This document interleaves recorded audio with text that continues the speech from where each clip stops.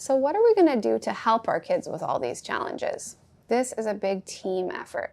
As I've said, collaborate patiently with your child's SLP, their teachers, and any other support personnel at the school, and check in on what is being taught to your child right now. Establishing a basic oral storytelling framework for your child should be one of the first priorities. And I'm going to repeat that. We should work on telling stories while talking before we expect kids to write them down, and even before we expect them to use sophisticated sentences. We know that oral language is the foundation that we build upon when communicating via written language. So we need to build that foundation first.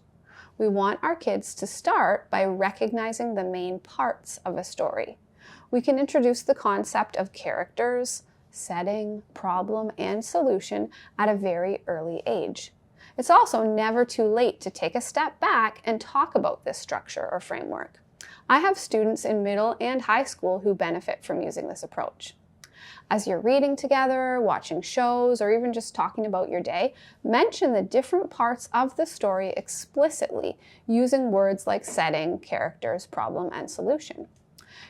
Your child's teacher will likely have graphic organizers they are using in class, so you can ask for copies to guide you as well, so you can be consistent with the wording your child is hearing at school. Also, check in with your child's therapist. There are many evidence-based programs that can be used to support your child, such as Story Champs, so perhaps that is something that you can explore with your child's therapist. There are also a ton of free graphic organizers that can help kids conceptualize the basic parts of a story using visuals. Check out the handout for this sublesson as a starting point.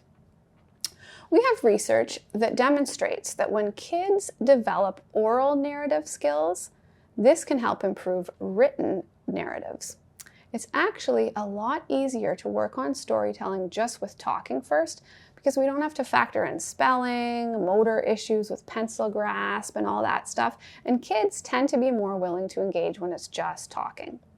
Fortunately, recent research, most of which is included in the article I mentioned in the last sublesson, called Narrative Intervention Principles to Practice from the ASHA Wire, and I'll be referring to that article throughout this sublesson, that research indicates that an explicit and intensive focus on oral narrative language has a direct and meaningful impact on the quality of written narratives children produce, even for children with significant disabilities. We know this transfer from talking to writing happens because children develop a framework and a story grammar practiced through telling stories orally that then generalizes to better narrative writing skills. Again, the quickest, most efficient way to promote story writing is to promote oral storytelling. When kids practice using story structures when talking, they develop the skills they need to use those structures later when they're writing. Working on narrative language or basic storytelling should actually be done even before targeting complex vocabulary or grammar. When a child is able to tell or retell a basic, simple story, they have an incredible framework to help them learn new words or types of sentences.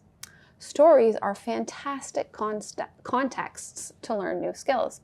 So it's actually super effective to help your child understand the basic story framework to reduce their frustration and give them that basic structure they can use to develop their grammar and vocabulary skills. As kids get older and their skills become more developed, listening and reading comprehension tasks often should not involve visuals. In social situations, kids often do not have access to pictures or icons to help them tell stories, and we don't want them to become reliant on them. Kids may also be more likely to include more details if they're not just describing an illustration, but rather telling a story without visuals. Photos or visuals help a child get started with storytelling, but they may actually result in an underestimate of what the child has the capacity to tell once the basic skills are established. All of this means that we want to be strategic with our use of visuals and help kids grow to not be dependent on them or unable to communicate well in a context where they do not have access to them. Discuss this with your child's team once the basics are established.